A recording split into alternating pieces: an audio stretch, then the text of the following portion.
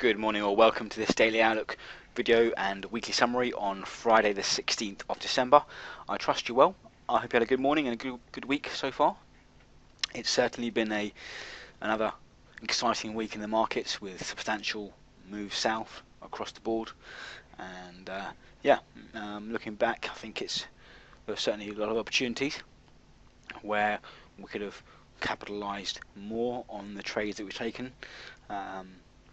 Namely the Aussie pairs on Monday, and of course the Euro shorts before that, first thing on Monday morning.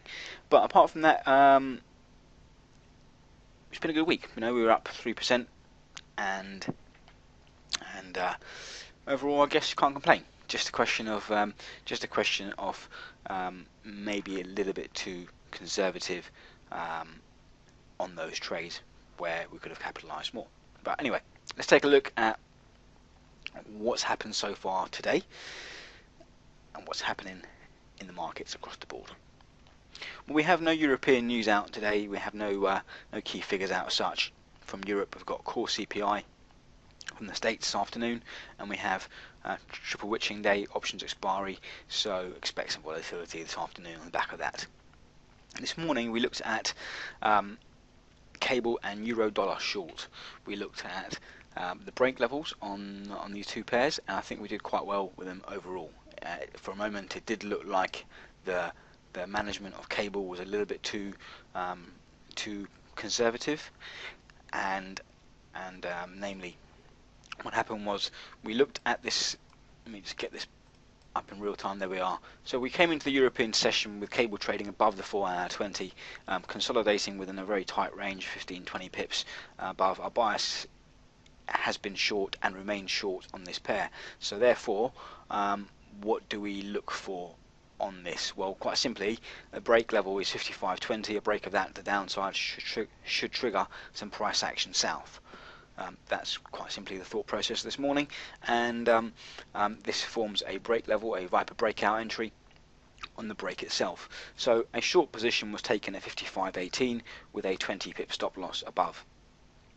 Now the only thing which was slightly questioned about this was the fact that it was trading above the 60-minute 20 and above daily pivot. We were aware of the fact that by the time it gets down there, it's likely to be oversold. So what I did was take that short trade into it, and was looking for that price action to build down towards daily pivot fairly quickly. And then the plan was, when price gets down to this level around 5500, stop loss move to break even. What happened is we saw a breakdown, and I was just messing around this 55, 15, 20 level, and I decided that it was price action wasn't in our favour, and that the momentum to the downside looks limited, i.e. the break looked limited, so I decided to close out at break even.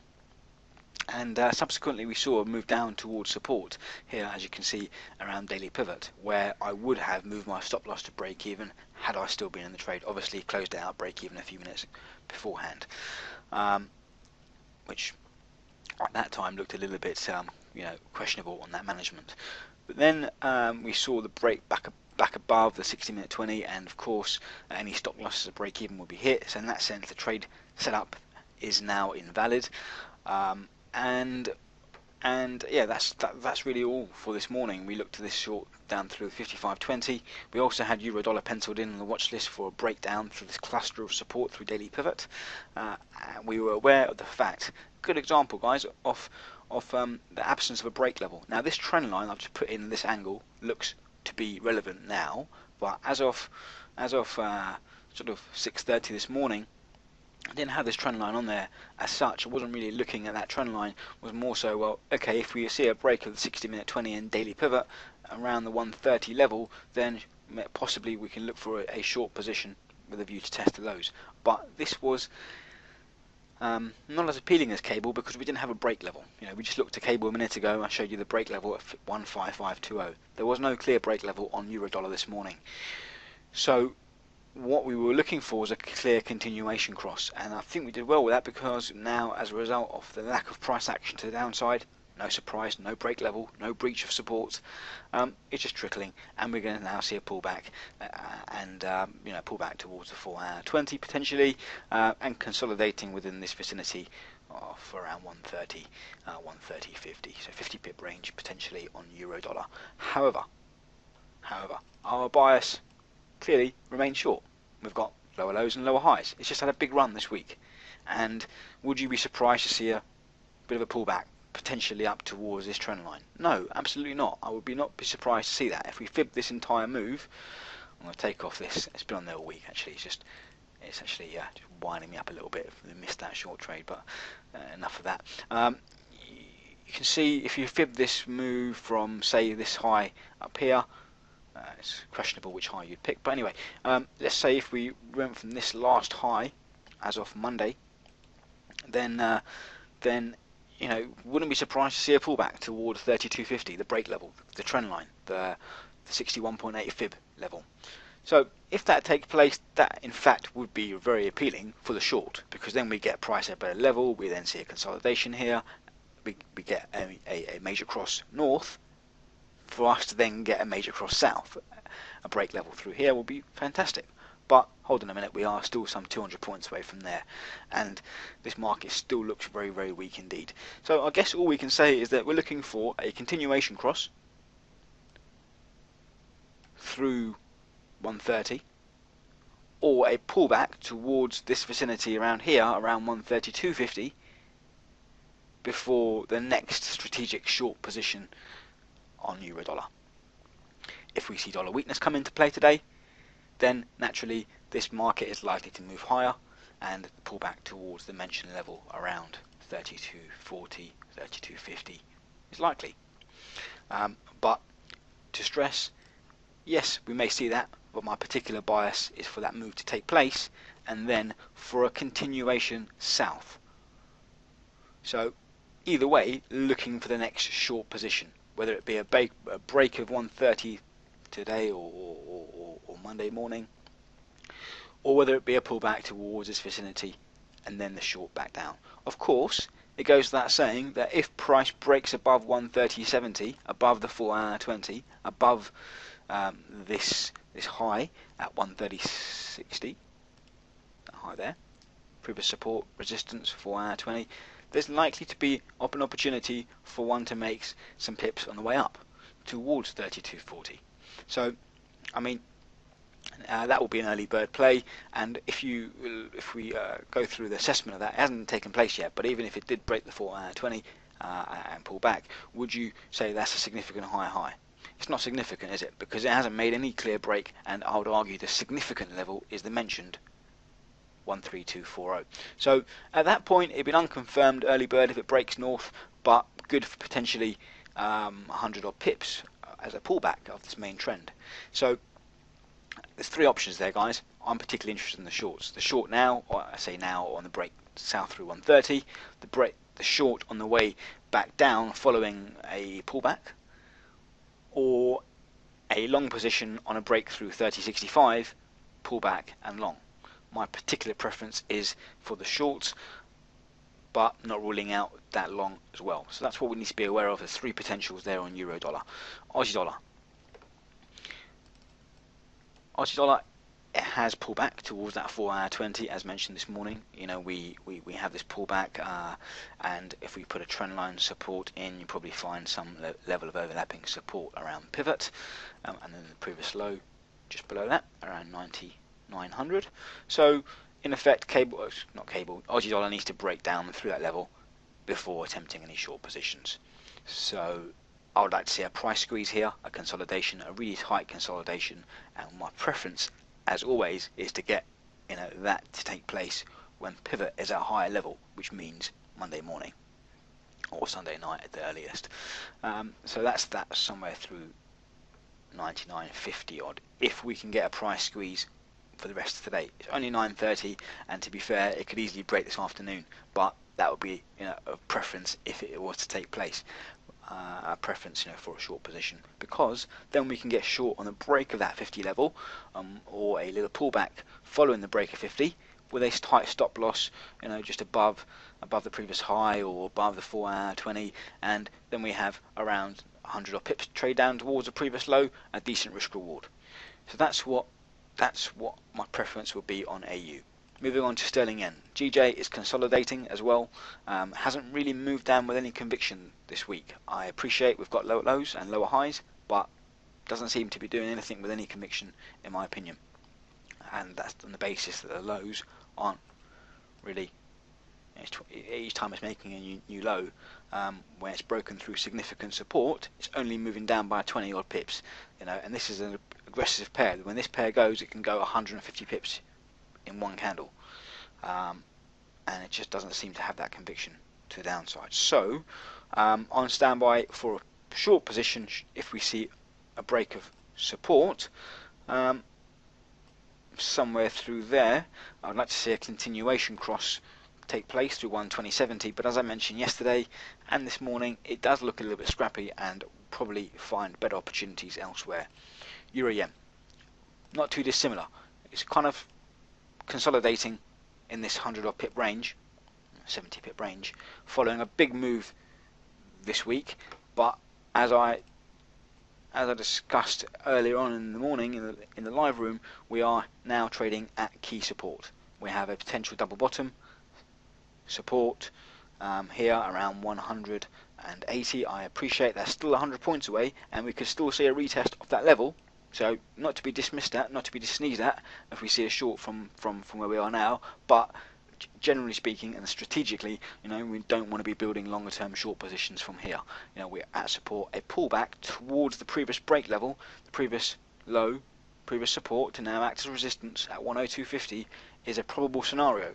We could easily see profit taking come in, and if you fib the high down to the low, you'll probably find that it's a 50% fib level. There we are. Subjective which high you pick, as I mentioned, but nevertheless you can see the pullback towards 102.50, a 50% correction from the last move, is still a possibility. And the reason, and for that reason, i.e. it could easily move north or it could easily move south by another 100 pips, is why Euro Yen is, in my opinion, somewhat choppy around this level, and the fact that it's a key level below 100. So in that sense, I'm not overly excited by EJ, as with GJ, not overly keen on this pair at the moment. So if anything, I'm looking for a specific break level met with decent risk reward, and at the moment I don't see that taking place. So therefore I can see a bit of support around 101.30, but where are you trading into? You've got 25 points into support. So if anything, it's got to be a clear setup, right? It's got to be a clear continuation cross of some kind. I say some kind of breakdown met with some volume, a pullback, and then short. But that doesn't really, even then, doesn't sound that appealing with key support 100 pips below.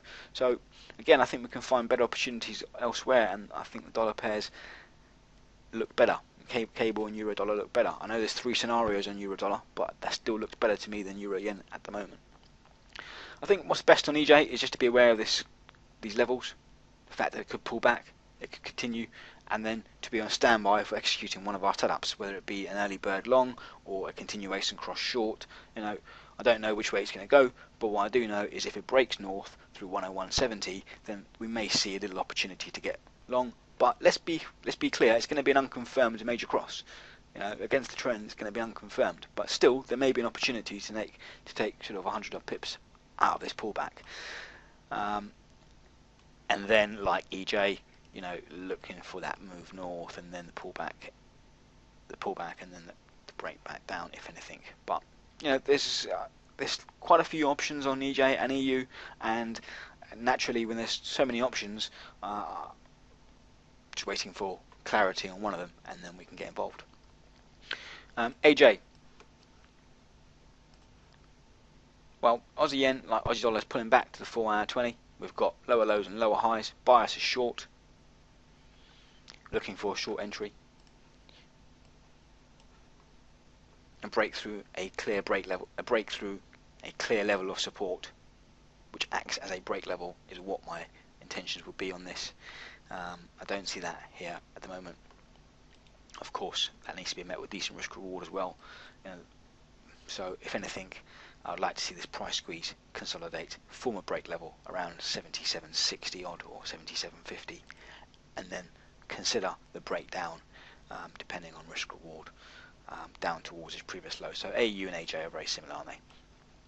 So in that sense, guys, I think that is simply a case of waiting for further evidence of whether we're going to see a pullback towards key levels of resistance around 100 to 150 points away from market, generally speaking across the board, or whether we're going to see a retest of the lows. Now, if we see a retest of the lows from this level, or these levels, then we've got to be careful with risk reward, because we're pretty much, well, we're 100 points away from them. So as long as we can get in with a 20-25 pip stop loss, 30 pip stop potentially, then I think it's worth looking at this afternoon. If not, then I think we should wait for that and to develop, which would mean allowing for a break north or a break south, i.e.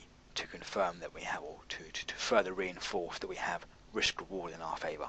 So what I mean by that, for example, is on euro dollar, let's see a break of 3600, at least to show us that we have risk reward up towards this high, or a break south somewhere through support, with a view to get decent risk reward. And what I mean, a good example of that is if that happens this afternoon, I know our bias is short, but if that happens this afternoon, where are we looking to trade into?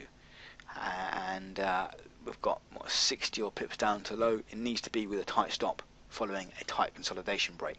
So that's what I'm on standby for. If anything, on the back of options expiry this afternoon, if that takes place, then I will be involved.